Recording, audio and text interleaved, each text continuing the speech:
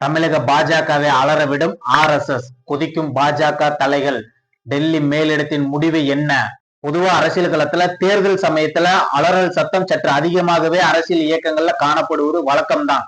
அது திமுக இருந்தாலும் சரி, அதிமுக இருந்தாலும் சரி, எல்லா இயக்கங்களிலும் இந்த ஒரு அலறல் சத்தம் சற்று அதிகமாகவே இருக்கும். ஆனால் இந்த முறை திமுகவை விட அதிமுகவை விட பாரதிய ஜனதா கட்சியில் சற்று அலறல் சத்தம் கூடுதலாகவே இருக்கிறது என்றுதான் வரக்கூடிய செய்திகள் தெரிவிக்கின்றன. இதை பத்தி தான் இந்த வீடியோவில் பார்க்க போறோம். அதற்கு முன்பாக நமது சேனலை சப்ஸ்கிரைப் செய்து கொள்ளுங்கள். வீடியோவை முழுமையாக தொடர்ந்து பாருங்கள். அன்பு தமிழ் நெஞ்சங்களுக்கு அன்பு வணக்கம். சில நாட்களுக்கு முன்பாக RSS தலைமையகத்துல தேர்தல் குறித்தான ஆலோசனை கூட்டம் நடைபெற்றதை நாம் அனைவரும் அறிந்துதான். அங்கு தமிழக பாஜகவின் செயல்பாடுகளை மிக கடுமையாக கண்டனங்கள் தெரிவிக்கப்பட்டதாகவும் சொல்லப்படுகிறது. ஏனென்று சொன்னால், தமிழக பாஜகவில் தேர்தல் களத்தில் தொடர்ந்து மீண்டும் மீண்டும் தோல்வியை சந்தித்தாலும் அவர்களுக்கு மீண்டும் வாய்ப்பு வழங்கப்படுவது ஏன் என்று RSS மூத்த நிர்வாகிகள் கேள்வி எழுப்பியிருக்கிறார்கள். வருகின்ற சட்டமன்ற தேர்தலில் போட்டியிட துடிக்கும் பாஜகவின் தலைகளுக்கு வேட்டு வைக்கும் விதமாக RSS முடிவு அமைந்திருக்கிறது. இதுதான் தமிழக பாஜகவின் மேல்மட்ட தலைகளுக்கு அதிர்ச்சியை ஏற்படுத்தும் விதமாக RSS முடிவு அமைந்திருக்கிறது. நாடாளுமன்றமாக இருந்தாலும் சட்டமன்றமாக இருந்தாலும் தொடர்ந்து களம் காண துடிப்பது ஏன்? அவர்களுக்கு டெல்லி மேலிடம் பெரும் தொகையை செலவு செய்து தேர்தலில் போட்டியிட அனுமதிக்கிறது. அவர்கள் வெற்றி வாய்ப்பை இழந்து மீண்டும் மீண்டும் தொடர்ந்து தேர்தல் களத்திற்கு வருவதனால் RSSற்கும் பாஜகவிற்கு எந்த விதமான பிரயோஜனமும் இல்லை என்று RSS தலைமையகம் நினைக்கிறது. தேர்தல் களத்தில் தொடர்ந்து தோல்வி அடைந்தாலும் அவர்களது தனிப்பட்ட செல்வாக்கும் பொருளாதாரமும் தொடர்ந்து உயர்ந்து கொண்டே செல்கிறது. ஏன் என்று RSS தலைமையகம் மிகப்பெரிய ஒரு கேள்வியை எழுப்பியிருக்கிறது. கட்சியை வளர்ப்பதை விட தங்களையும் தங்களது குடும்பத்தையும் வளர்ப்பதைதான் இவர்கள் முக்கிய பங்காற்றுகிறார்கள், முக்கிய நோக்கமாக செயல்பட்டு வருகிறார்கள். இந்த சித்தாந்தத்திற்கு அவர்கள் அடுத்த கட்டத்திற்கு எடுத்து செல்லக்கூடிய பணியை செய்யவில்லை என்று RSS தலைமையகம் அதிருப்தியை தெரிவித்திருப்பதாக தகவல்கள் வருகிறது. குறிப்பிட்ட சிலர் தான் கட்சியின் முகமாக பார்க்கப்படுகிறது. இது இந்த சித்தாந்தத்திற்கு நல்லது அல்ல என்று RSS உயர்மட்ட தலைவர்கள் பேசியிருக்கிறார்கள். நான் தான் பிரபலம் என்ற ஒரு மாயை வைத்துக் கொண்டு தொடர்ந்து தேர்தல் களத்திற்கு வருகிறார்கள். அடுத்த கட்ட நிர்வாகிகளுக்கு துளியும் வாய்ப்பு தருவதில்லை என்று சொல்லப்படுகிறது. அது மட்டுமல்லாமல் இவர்களின் வாரிசுகள் அடுத்த கட்டத்தை நோக்கி மீண்டும் தலை தூக்க ஆரம்பிக்கிறார்கள் என்று தகவல்கள் RSS மேலிடத்தில் பேசப்பட்டு இருக்கிறது. இது குறித்தான முழுமையான அறிக்கையையும் RSS தலைமையகத்திற்கு சென்று இருப்பதாகவும் விரிவான அறிக்கையை கேட்டு இருப்பதாகவும் நம்பப்படுகிறது. அடுத்த சில நாட்களில் RSS தலைமை நிர்வாகிகள் சென்னை வருகை தருவதாகவும் அங்கு RSS உயர்மட்ட குழு கூட்டம் சென்னையில் நடைபெறுகிறது. அந்த கூட்டத்தில் வரக்கூடிய தேர்தலில் யார் யார் போட்டியிட வேண்டும், தேர்தல் வியூகங்கள் என்ன என்று பேசப்படுவதாகவும் நம்பப்படுகிறது. இதுதான் பாஜகவின் உயர்மட்ட தலைகளுக்கு மிகப்பெரிய ஒரு அதிர்ச்சியை ஏற்படுத்தும் விதமாக அவர்களுக்கு அமைந்திருக்கக்கூடிய செய்தியாகவும் இருக்கிறது. இது போன்ற பிரச்சனை இந்த தேர்தலுடன் முடிவு கட்ட வேண்டும் என்று RSS உறுதி எடுத்திருக்கிறது. அப்போது அந்த கூட்டத்தில் வரக்கூடிய தேர்தல் களத்திற்கு யாரெல்லாம் வேட்பாளர்கள் என்று முடிவு செய்ய இருப்பதாகவும் தகவல் வருகிறது. இதுதான் பிரபலம் என்ற மாய பிம்பங்களுக்கு மிகப்பெரிய அதிர்ச்சியை அளிக்கும் விதமாக RSS தலைமையகம் ஒரு முடிவை எடுத்திருக்கிறது. அது மட்டுமல்லாமல் பாஜகவில் தொடர்ந்து சச்சரவுகள் அதிக அளவில் நடைபெற்று வருகிறது. ஒவ்வொரு பகுதியிலும் ஒவ்வொரு நேரத்திலும் தேர்தல் களத்திற்கு பாராளுமன்றமாக இருந்தாலும் சட்டமன்றமாக இருந்தாலும் குறிப்பிட்ட நபர்கள் மட்டும்தான் தொடர்ந்து வாய்ப்பு அளிக்கப்படுகிறது. அடுத்த கட்ட இளைஞர்களுக்கு வாய்ப்பு அளிக்கவில்லை. இதனால் தமிழகத்தில் RSS சித்தாந்தமும் பாஜகவும் அடுத்த கட்ட வளர்ச்சியை நோக்கி செல்லவில்லை என்று RSS உறுதியாக நம்புகிறது. கடந்த தேர்தலில் ஓரளவிற்கு பாஜக தமிழகத்தில் வளர்ந்தது, செல்வாக்கு பற்றது, ஓரளவுக்கு நிறுவனமாகியது. ஆனால் மீண்டும் பழைய நிலைமைக்கு செல்கிறது என்று RSS மிகப்பெரிய அதிருப்தியை தெரிவித்திருக்கிறதாகவும் தகவல்கள் நமக்கு வருகிறது. அது மட்டுமல்லாமல் கடந்த நாடாளுமன்ற தேர்தலில் கூட அண்ணாமலை அவர்களின் தலைமையில் புதியவர்கள் பலர் தேர்தல் களத்தில் சந்தித்தார்கள்.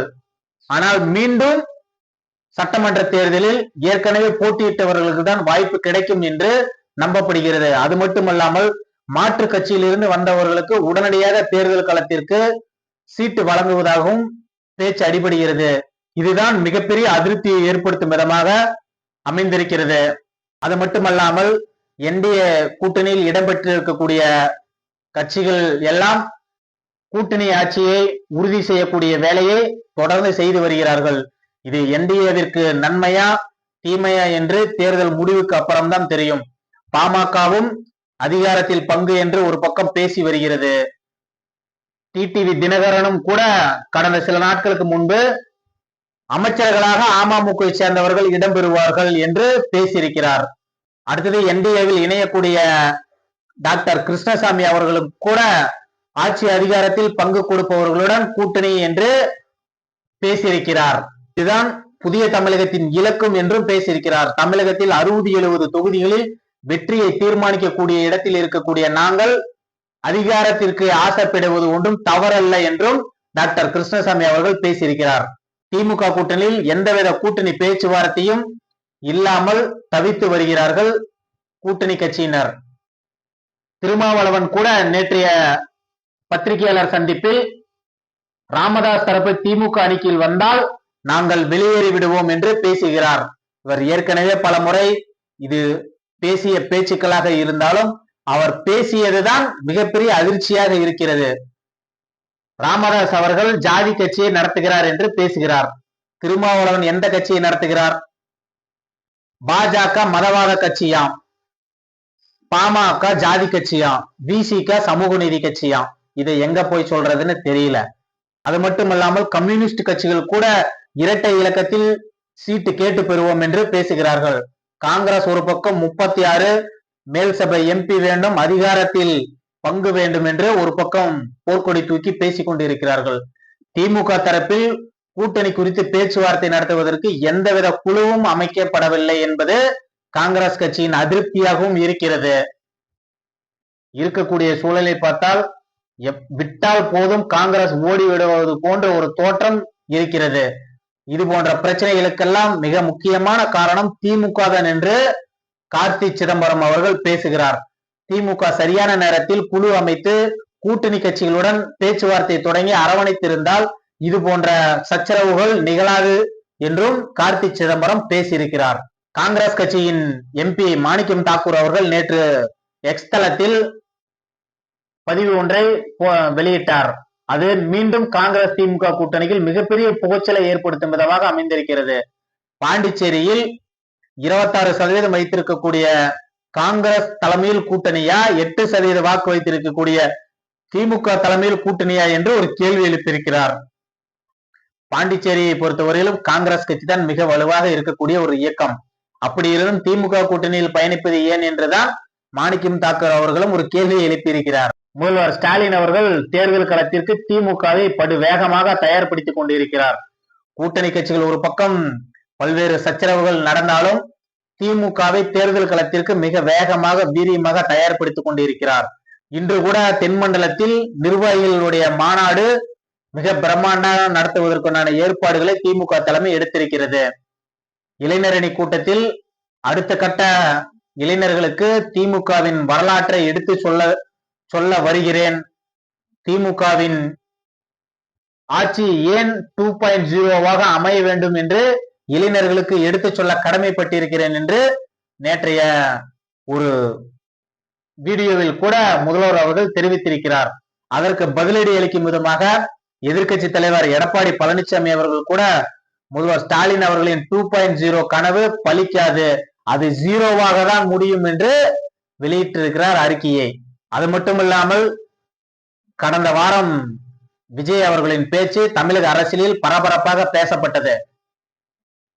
ஊழல் கட்சியுடன் எக்காரணத்தை கொண்டும் கூட்டணி வைக்க மாட்டோம் என்று அவர் பேசியிருந்தார். ஒரு வாரம் கூட ஆகல, உயர் நீதிமன்றமே விஜய ஊழல்வாதிங்கிறத முத்திர குதிச்சிருச்சு. ஏன்னு பாக்குறீங்களா? புலி படத்தின் போது 15 கோடி ரூபாய் வருமானத்தை மறைத்ததாக வருமான வரித்துறை வழக்கு தொடுத்திருந்தது. 1.5 கோடியை வருமான வரித்துறைக்கு செலுத்த வேண்டும் என்று வருமானத்துறை விஜய் அவர்களுக்கு உத்தரவிட்டது. அது வருமான வரிக்கு வரியை செலுத்த மாட்டேன் என்று விஜய் அவர்கள் உயர்நீதிமன்றத்தை நாடி இருந்தார். அந்த வழக்கின் தீர்ப்பு நேற்று வெளியாகி இருக்கிறது. வருமான வரித்துறைக்கு 1.5 கோடி ரூபாய் நிலுவைத் தொகையை கட்டாயம் கட்ட வேண்டும் என்று உயர்நீதிமன்றம் உத்தரவிட்டிருக்கிறது. திரு விஜய் அவர்களே, நீங்களே உங்களது வருமானத்தை மறைத்து ஊழல் செய்யக்கூடிய நீங்கள் ஊழலை பற்றி பேசுவதற்கு திரு விஜய் அவர்களுக்கு என்ன அருகதை இருக்கிறது? நீங்கள் எல்லாம் ஊழலை பற்றி பேசுவதற்கு எந்தவித அருகதையும் இல்லை. மக்களுக்கு உங்களது முகம் நீதிமன்றமே வெளிக்காட்டி இருக்கிறது. இனியும் நீங்கள் ஊழல் குறித்து பேசினால் இது மக்கள் மத்தியில் உங்களுக்கு எதிராக தான் முடியும் என்பதை விஜய் அவர்கள் தான் உணர வேண்டும், புரிந்து கொள்ள வேண்டும். மேலும் உச்ச நீதிமன்ற வழக்கு தொடுக்கலாம், மேல்முறையீடுக்கு போகலாம், அது அவரோட விருப்பம். இருந்தாலும் நீதிமன்றம் வருமானத்திற்கு மறைத்ததற்கு உண்டான 1.5 கோடியை வருமான வரித்துறைக்கு செலுத்த வேண்டும் என்று உத்தரவிட்டதை மக்கள் பார்த்து கொண்டுதான் இருக்கிறார்கள். விஜயின் அரசியல் நடவடிக்கையும் இன்றைய அரசியல் களத்துல எல்லா அரசியல் கட்சியும் ஒரு பக்கம் ஆக்டிவா இருந்தாலும் திரு ஓபிஎஸ் அவர்கள் தனிமரமாக கோவிலாக சென்று கொண்டிருக்கிறார். திருச்செந்தூர் பத்திரிகையாளர் கூட கேள்வி எழுப்பும் போது தை மாதம் முடிவதற்கு இன்னும் 10 நாள் இருக்கிறது என்று பேசுகிறார். நிச்சயமாக அவரது தவேக பக்கம் செல்வாரா, அதிமுகவில் இணைத்துக் கொள்வாரா, என்டிஏ கூட்டணியில் பயணிப்பாரா, திமுகவுடன் இணைந்து கொள்வாரா என்று $1,000,000 கேள்விதான். இன்னும் 10 நாள் அவரது அரசியல் வாழ்வு ஏறத்தாழ முடிவுக்கு வந்துவிட்டது போன்ற ஒரு தோற்றம் தான் தெரிகிறது. என்ன நடக்க போகிறது தமிழக அரசியல் களத்தில்? கடந்த 2 நாட்களுக்கு முன்பு பாரத பிரதமர் நரேந்திர மோடி அவர்கள் பாராளுமன்றத்தில் பேசிய பேச்சுக்கள் மிகுந்த பரபரப்பாக பேசப்பட்டு வருகிறது. காங்கிரஸ் கட்சியினர் எக்காரணத்து கொண்டும் எந்த சூழ்நிலையும் எனக்கு சவக்கூலியை தோண்ட முடியாது என்று பிரதமர் மோடி அவர்கள் பேசியதுதான் மிகப்பெரிய ஹாட் டாபிக்காக அமைந்திருக்கிறது. ஏனென்றால் முந்தைய நாள் பாராளுமன்றத்தில் உரை நிகழ்த்துவதற்கு வருவதாக இருந்ததை சபாநாயகர் ஓம் பிர்லா அவர்கள் தடுத்திருக்கிறார். அது குறித்து விளக்கம் அளிக்கப்பட்டிருக்கிறது. அப்போது பிரதமர் மோடி அவர்கள் பாராளுமன்றத்தில் உரை நிகழ்த்தும் போது கூட காங்கிரஸ் கட்சி ஆண்டாண்டு காலமாக எவ்வளவுதான் திருடுவார்களோ திருடிவிட்டார்கள். கடைசியில் குஜராத்தில் இருக்கக்கூடிய பெயரையும் தன்னுடைய குடும்பத்திற்கு திருடிவிட்டார்கள் என்று பேசுகிறார். காந்தியின் பெயரை காங்கிரஸ் கட்சியினர் எடுத்துக்கொண்டதைதான் மோடி அவர்கள் குறிப்பிட்டு பேசுகிறார். அது மட்டுமல்ல, எல்லா தலைவர்களும் அடுத்த கட்டத்தை நோக்கி பயணித்துக் கொண்டிருக்கும் வேளையில் பிரதமர் நரேந்திர மோடி அவர்கள் பள்ளி மாணவர்களுடன் ஒரு இணக்கத்தை ஏற்படுத்தி கொண்டிருக்கிறார். பள்ளி மாணவர்களுடன் சந்திப்பு பேச்சுவார்த்தையில் மதிப்பெண்களை விட வாழ்க்கையை மேம்படுத்துவதில் தான் கவனம் செலுத்த வேண்டும் என்று பள்ளி குழந்தைகளிடம் பேசுகிறார். இதுதான் அவரது மிகப்பெரிய பலம்.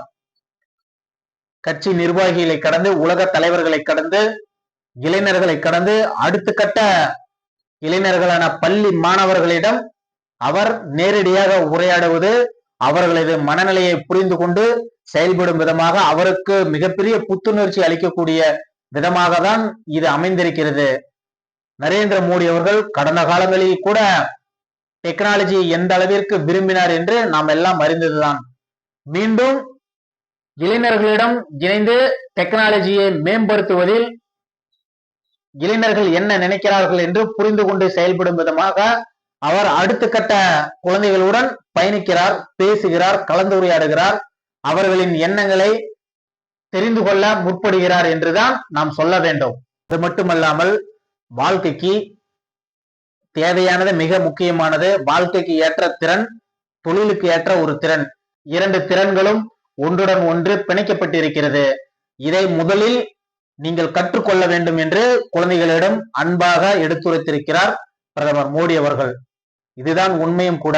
இந்தியா அடுத்த கட்ட வளர்ச்சியை நோக்கி செல்ல வேண்டும் என்றால் இளைஞர்கள் அவர்களது திறமையை வளர்த்து கொள்ள வேண்டும் என்று நாட்டு மக்களுக்கு எடுத்துரைக்கிறார், சொல்கிறார்.